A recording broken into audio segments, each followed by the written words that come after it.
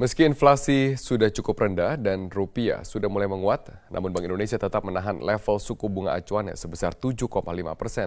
Bank Indonesia menilai dibutuhkan inflasi rendah yang lebih stabil untuk dapat menurunkan suku bunga acuan.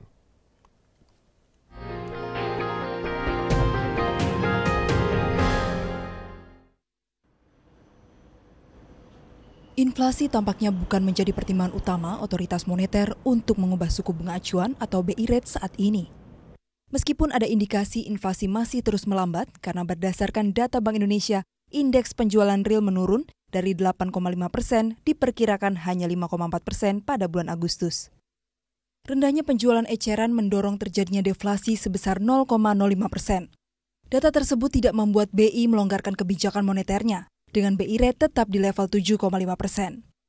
Deputi Gubernur Senior Mirza Aditya Suara menilai, nilai tukar rupiah terhadap dolar saat ini masih sangat rentan terdepresiasi, sehingga diperlukan inflasi yang stabil rendah untuk menurunkan suku bunga Bank Indonesia.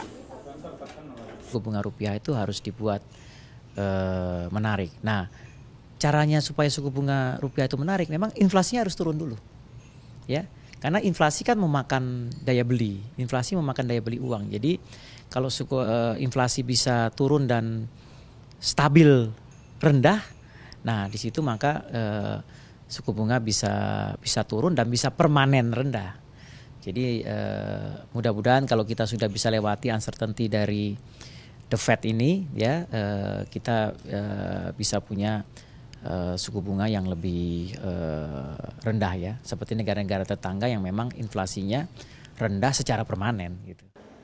Dengan BI rate yang ditahan di level 7,5%, bunga kredit perbankan juga tidak bergerak turun.